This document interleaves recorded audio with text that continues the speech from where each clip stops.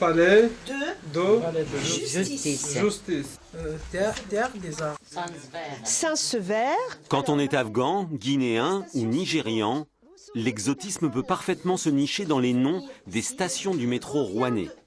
La force de Fabienne, retraitée de l'éducation nationale et bénévole au secours populaire depuis septembre, c'est d'avoir compris que pour ces étrangers tout juste arrivés, l'apprentissage du français doit emprunter des chemins très concrets.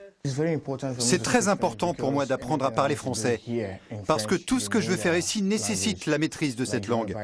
Quand on veut acheter quelque chose, quand on veut travailler, quoi qu'on veuille faire, la langue est importante. Je vois quand même chez certains qui viennent depuis un certain nombre, pas mal de temps, je vois une évolution importante, soit dans le fait de parler. Déjà, ils prennent plus facilement la parole, même si c'est évidemment un peu bancal, mais ils parlent. Et puis aussi dans la lecture. Là, la lecture, je me rends compte qu'il y a quand même une forte évolution par rapport à des gens qui sont venus au départ sans même connaître l'alphabet, notre alphabet.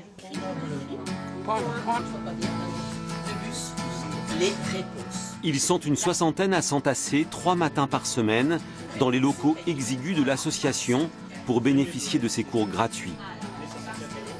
Les après-midi sont consacrés à une aide plus matérielle. Parce que les fins de mois sont difficiles, un dépannage ponctuel en aliments ou en produits d'hygiène peut parfois faire la différence. En fait, je voulais savoir, vous êtes déjà venu ici? D'accord.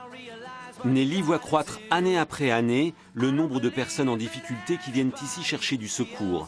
Elle décrit leur misère comme un cercle vicieux qui les entraîne toujours plus bas. Je fais partie de la commission financière, de l'aide financière, et sur les tas de dossiers pour lesquels on est sollicité, je peux vous assurer qu'à 80% ce sont des demandes d'énergie, donc les augmentations au niveau de l'énergie qui sont faramineuses et qui du coup, les gens ne peuvent plus assurer. On constate qu'il y a des bailleurs qui donnent des loyers très prohibitifs. Donc ça précipite les gens effectivement de plus en plus dans une situation où ils ne peuvent même pas se nourrir, quoi.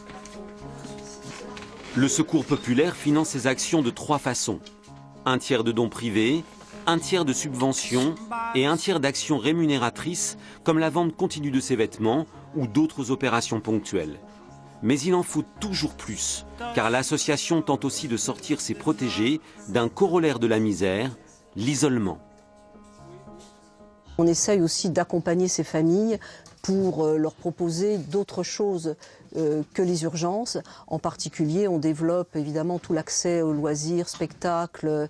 Et là, on a démarré notre campagne vacances. Et au niveau de la fédération, on est une fédération qui consacrons un gros budget sur les vacances et on a un partenariat avec le conseil départemental sur des premiers départs en vacances de famille. Non, on n'est pas dans on impose des choses.